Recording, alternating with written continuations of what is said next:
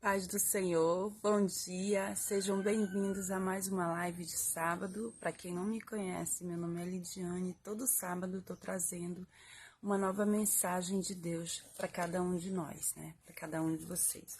Na verdade, eu falo nós porque a palavra serve antes de eu vir pregar aqui para vocês, serve mais para mim que para qualquer outra pessoa. Porque a palavra, ela é viva e eficaz, então ela tem que fazer o que ela veio para fazer, né? Ela não volta vazia para ninguém. Então, como estávamos falando na outra live, sobre pecadinho e pecadão. Existe pecadinho e pecadão? Vamos dar continuação à primeira live que nós fizemos sábado passado. Aqui é a segunda parte, né? Então, nós podemos afirmar que todo pecado é uma transgressão contra Deus. E essa transgressão merece o castigo eterno. Mas Deus, ele é misericordioso e por isso ele enviou Jesus para morrer na cruz, para nos redimir de nossos pecados. E é claro, quando a gente se humilha diante de Jesus e nós pedimos perdão de nossos pecados, quando a gente busca a Deus com coração verdadeiro, de arrependimento genuíno, é que nós alcançamos esse perdão. Porém, as consequências do pecado sempre virão, porque Deus é justo. Não existe nada que a gente vá fazer nessa terra que a gente não pague pelo aquilo que a gente faça, né? Então, nós vamos dar cabo de toda a palavra que a gente fazer, vamos prestar conta com Deus de todas as palavras que a gente falar, de todas as atitudes e ações que nós tivermos durante a passada aqui na terra. Existe alguma distinção entre pecados na Bíblia? Pergunto para vocês. Bom, a gente já falou, né, que a Bíblia trata do pecado original, que é o pecado de Adão e Eva, né, que nós nascemos do pecado original, nós somos fruto desse pecado original, porque Adão pecou contra Deus, então, consequentemente, somos filhos de Adão e Eva.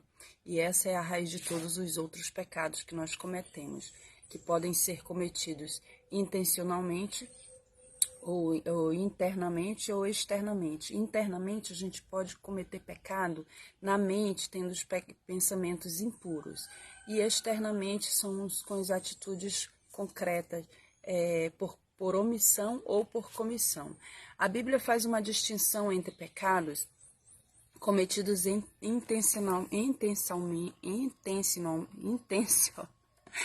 Desculpa, gente. A palavra tá difícil de sair. Intencionalmente e deliberadamente. Deliberadamente é quando você peca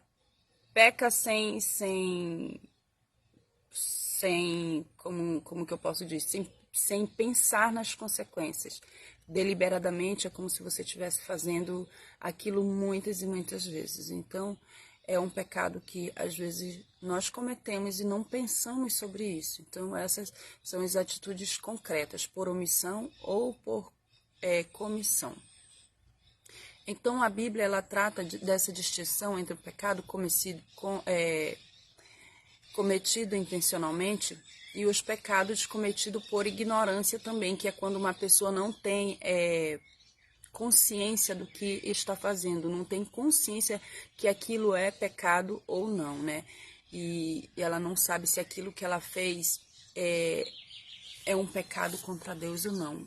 Ou também por fraqueza espiritual, que é o pecado cometido sem premeditação. No Antigo Testamento, o povo de Israel foi alertado sobre isso. Por exemplo, lá em Números 15, 29 e 31, nós lemos que os pecados eram cometidos muitas das vezes de forma premeditada e intencional. Eles eram punidos severamente e não podiam ser expiados por sacrifícios. Já os pecados cometidos sem premeditação não eram punidos com tanta severidade e podiam ser expiados mediante a sacrifícios, né? Como é o pecado da rebelião, né? Que é uma rebelião direta contra Deus e a sua vontade, que ele é cometido das mais variadas circunstâncias e pelos mais diversos meios. E assim ele se manifesta em diferentes aspectos. E é esse sentido que encontramos enumerados, esse sentido de pecado que nós encontramos enumerados na Bíblia. Lá em Gálatas 5:19, do verso 19 ao 21, está descrito alguns desses pecados sobre as obras da carne. E elas estão descritas pelo apóstolo Paulo, que é a imoralidade sexual, impureza, libertinagem, idolatria, feitiçaria, ódio, discórdia, ciúmes, ira, egoísmo, dissensões, que são intrigas, né? Facções, inveja, embriaguez, orgias e coisas semelhantes a essa. Ele diz que o que praticamos, quando praticamos boas obras, enquanto não praticarmos boas obras, não herdaremos o reino dos céus, né? Então, esses são os pecados da carne, as obras da carne. Ele diz que os que praticam tais obras não herdarão o reino de Deus. Mas logo em seguida ele enumera os frutos do Espírito Santo, criando um contraste com as obras da carne, porque provavelmente ele quis dizer que quem pedisse perdão, né, e deixasse de tais práticas, agora estaria embaixo do perdão de Cristo e atuando com um novo Espírito, que é as obras do Espírito Santo, né? Que atua em cada um de nós. Essas obras do Espírito Santo são as obras que Jesus gostaria que cada uma das pessoas que lessem a sua palavra compreendesse e conseguisse atuar dessa forma. Porque agora essas obras é renovado em nós. Agora nós somos nova criatura, né? E ele fala que contra essas coisas não há lei. E o Espírito Santo que habitará em nós vai fazer com que nós nos constrangêssemos diante do pecado, para que nós pudéssemos atuar como nova criatura em Jesus Cristo.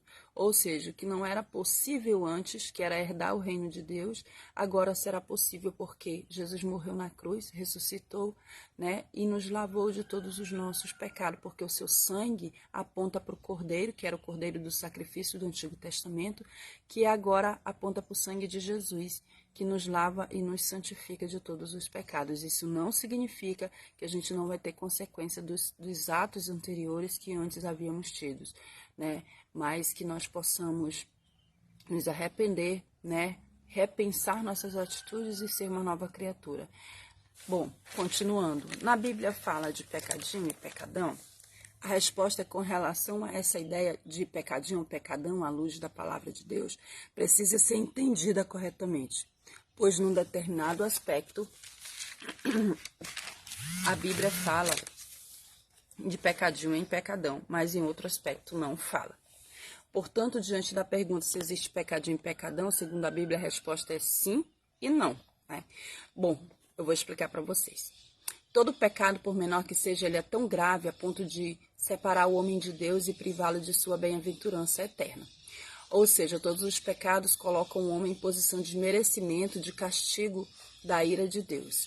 Tiago explica muito claramente esse conceito, né, ao escrever que qualquer que guardar toda a lei e tropeçar em um ponto dela, tornou-se culpado de toda a lei. Isso está lá em Tiago 2,10. Logo, nesse sentido, não existe pecadinho e pecadão, pois todos os pecados são essencialmente transgressão da lei de Deus e a falta de retidão diante dele.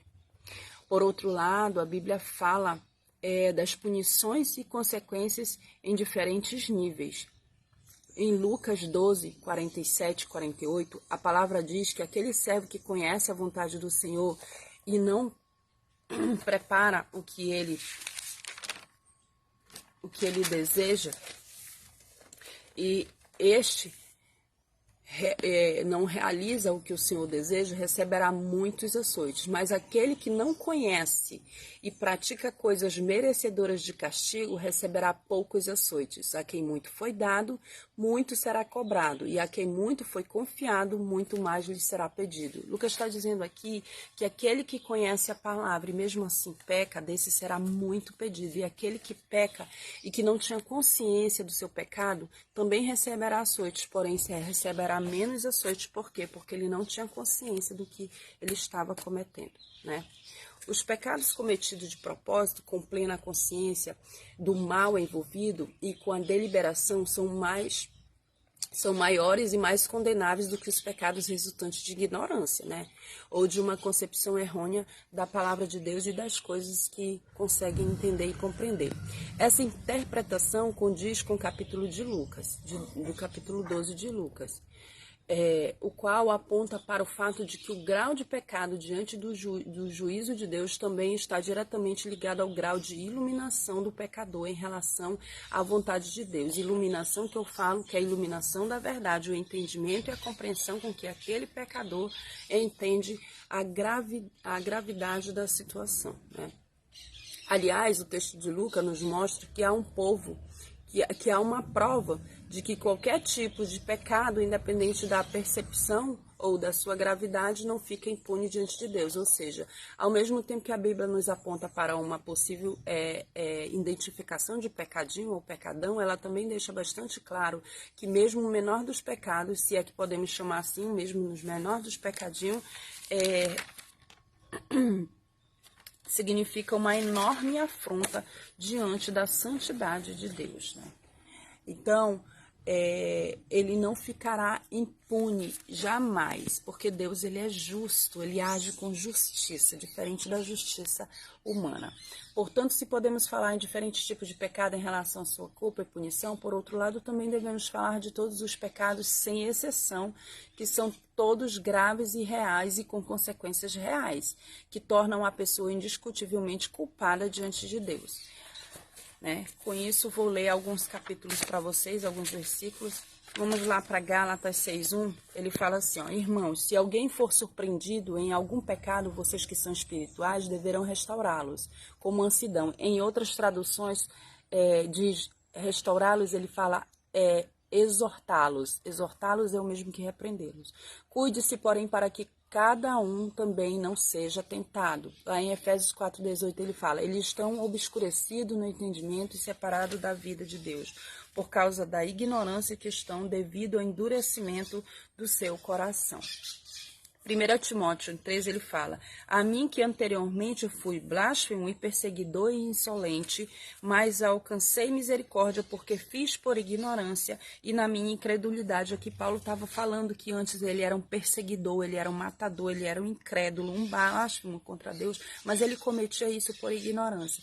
Quando ele encontrou Jesus no caminho indo para Damasco, ele alcançou essa misericórdia que ele fala, alcancei misericórdia porque fiz por ignorância e na minha incredulidade, né? Ele não acreditava não que ele não cresce em Deus, porque ele conhecia toda a lei, mas ele acreditava fielmente que aquele ato que ele estava cometendo não era pecado, então era por ignorância e na sua incredulidade de atitude. Então isso também acontece com nós, quando estamos na ignorância e na incredulidade de atitude, que estamos acreditando que estamos fazendo aquilo para Deus, quando não é, né? Deus, ele nos perdoa, mas nós vamos sofrer menos açoites, ou seja, nossos açoites serão menores, porque a gente não tinha consciência e entendimento, né, pelo grau de ignorância que tínhamos naquela atitude e naquele tempo, né.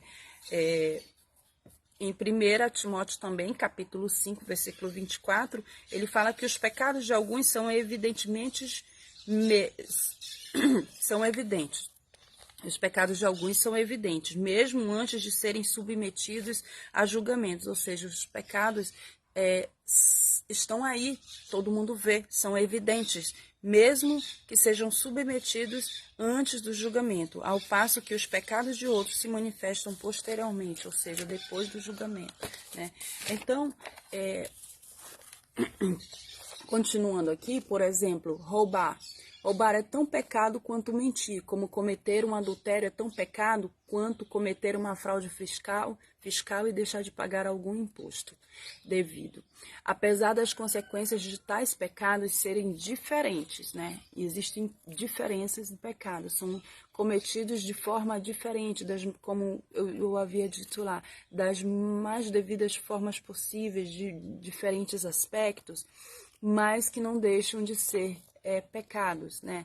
Dessa forma, a justiça de Deus exige a punição de todos os tipos de pecado e de todos eles são punidos, quer você entenda como pecadinho ou pecadão, quer não, né? Os pecados dos ímpios são punidos na condenação eterna em lago de fogo e enxofre, enquanto que os pecados dos redimidos, que somos nós que cremos em Cristo Jesus, somos punidos na cruz de Cristo, né?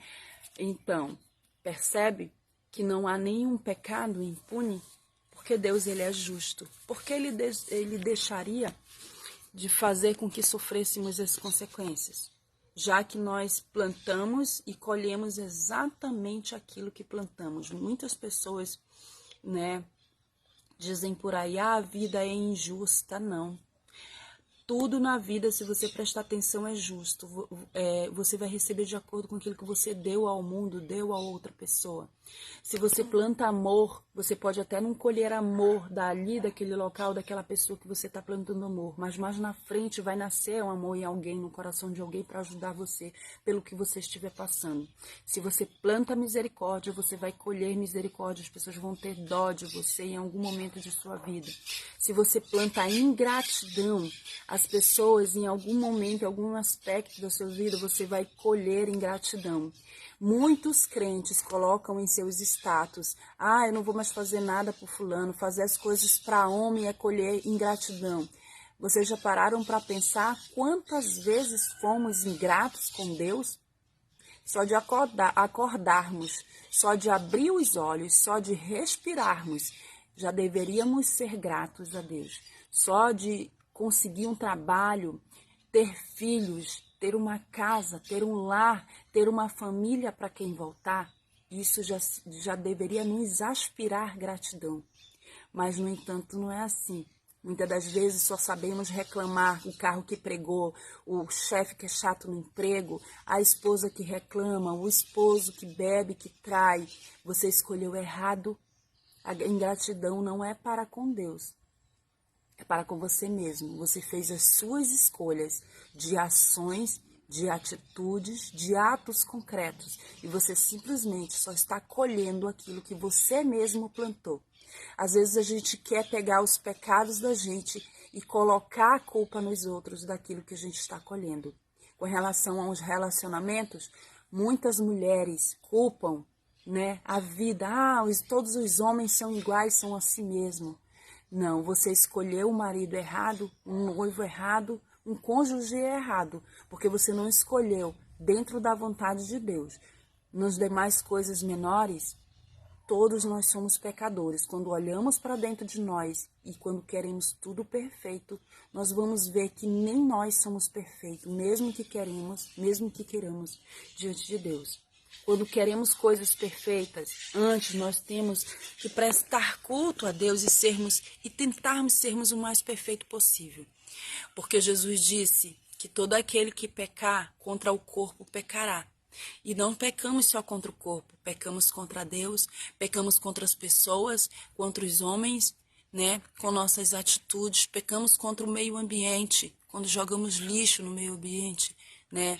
Pecamos contra os nossos filhos quando não educamos corretamente, disciplinamos os nossos filhos. As pessoas acham que disciplinar é você pegar um cinturão e bater no seu filho, é você pegar e dar uma palmada, é você gritar com ele. Não.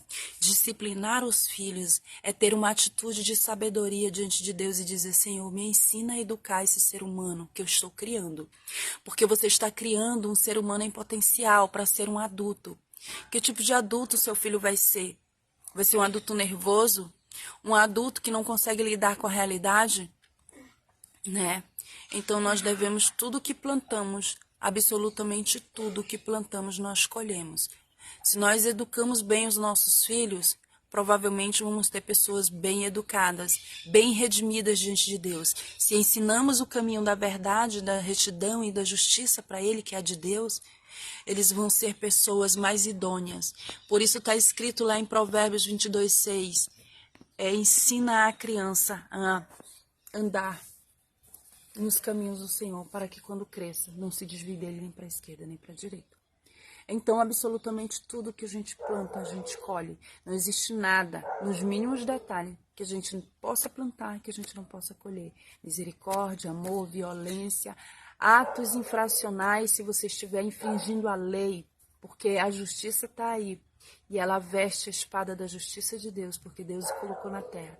E se a justiça de hoje está corrompida, não foi porque Deus deixou uma justiça corrompida, mas porque ele deixou homens tomando conta dessa justiça. E ele tinha esperança, e ainda tem a esperança, porque ele não tem prazer na morte do ímpio, que esses homens realmente sejam justos, se arrependam de seus pecados e parem de transgredir a justiça. Parem de ser corruptos e ajam de acordo e conforme a vontade de Deus, que é ter uma justiça genuína, honesta e justa realmente diante de Deus. E não uma justiça dele, uma justiça que ele acha que é vingança. Porque o homem hoje em dia não sabe, ele corre de um lado para outro, mas ele misturou o que é justiça com vingança. Ele faz pela própria vontade, para colher vingança na sua carne, mas não faz justiça de Deus e acha que isso é justiça, né? Chama de vingança a justiça e chama de justiça a vingança. Então, nós devemos repensar nossas atitudes. Os médicos foram colocados para serem cuidadores, os advogados para serem defensores, os políticos para ser gestores da nossa pátria, né, do nosso governo. Mas o que eles fizeram? Começaram a ser corruptos por si mesmos. Não se dão conta do quanto eles estão transgredindo a vontade de Deus em busca de poder a si próprio. Os médicos, os advogados, os professores, todas as pessoas, até as empregadas domésticas, todos os cargos que Deus pôs à nossa disponibilidade, como vamos tratar eles é como vamos receber para nós. Aquilo que colhemos é o nosso fruto, é o que plantamos, né? Então, tudo que você estiver fazendo, faça como se fosse para Deus e não para as pessoas, para que você colha justiça, amor, paz e honestidade, mas não colha os seus próprios atos. Quando você estiver colhendo algo ruim, pense: quantos atos bons eu plantei? Quanta justiça eu plantei, quanta honestidade eu plantei, quanta gratidão a Deus eu plantei para que eu esteja colhendo exatamente isso. Quando estamos doentes, não é porque adoecemos, porque o tempo traz a doença, mas é porque cada vez que pecamos, adoecemos na carne, adoecemos na alma e adoecemos no espírito. Depois, nós passamos a adoecer na mente. Por quê? Porque a gente não quer ter a mente de Cristo. Ter a mente de Cristo é estar interligado com Deus todos os dias. Porque Jesus se separava para orar, para buscar, para jejuar. Ele estava purificando e santificando a sua mente. Muitos de nós não sabemos nem o que é jejuar. Não sabemos nem o que é se retirar para orar. Muitos de nós não sabemos nem o que é buscar a Deus em sua palavra, para que nós possamos santificar a nossa mente, ter uma mente limpa, uma mente saudável e sábia. Mas nós temos adoecido nossas mentes com tudo que é coisa do mundo, imoralidade, lascívia, dissensão, ira, inveja, facção, corrupção. E nós vamos colher todos os frutos dos nossos pecados que nós cometemos, né? Não é porque agora sou de Deus, não é porque agora decidi ser filha de Cristo e fazer dele o meu Senhor e Salvador, que não colho as consequências dos meus atos anteriores. Eu ainda colho, mas agora eu tenho consciência de que eu colho isso porque é justo. E isso me agrada, porque eu estou sofrendo as consequências dos meus atos infracionais que antes eu cometia contra Deus. Porque eu estava contra Ele, mas agora eu estou com Ele, andando e caminhando lado a lado com Deus. Mesmo que eu colha as consequências, porque isso é justo. Nada mais justo do que pagar pelos meus próprios erros. Não colhemos o erro dos nossos filhos, mas nossos filhos podem colher os nossos erros, porque nós estamos ensinando a Ele. O que estamos ensinando a Ele? O pouco que Deus te deu, o que você está fazendo com o pouco que Deus te deu? Ele fala: eu te dei o pouco, você fez o muito do pouco que eu te dei, e sobre o muito mais eu te colocarei. Entra no gozo do seu Senhor. Então, essa pergunta fica para vocês. O que você está fazendo com o pouco que Deus te deu? Está glorificando ao Senhor para que você possa ganhar frutos do Espírito Santo, da verdade, da vida eterna? Ou você está colhendo frutos ainda dos pecados que você comete? que nós possamos colher todos os frutos dos nossos pecados, mas que possamos, em primeiro lugar, ter consciência que nós cometemos o pecado e que agora nós possamos nos arrepender diante da cruz de Cristo e do sangue derramado por Ele. Fiquem na paz do Senhor. Hoje é essa palavra que toca o coração de cada um de vocês. Pense cada um em si no pecado que cometeu e pare de apedrejar o próximo, porque nós devemos apedrejar mais os nossos pecados do que apedrejamos o pecado alheio. Porque nós não podemos nos arrepender pelo outro, mas nós podemos nos arrepender por nós mesmos. Diante de Cristo, pedir perdão dele, se restaurar e ser uma nova criatura e ter uma mente de Cristo. Fiquem com Deus. Até o próximo sábado, se assim Deus permitir. Tchau. Amo vocês em Cristo.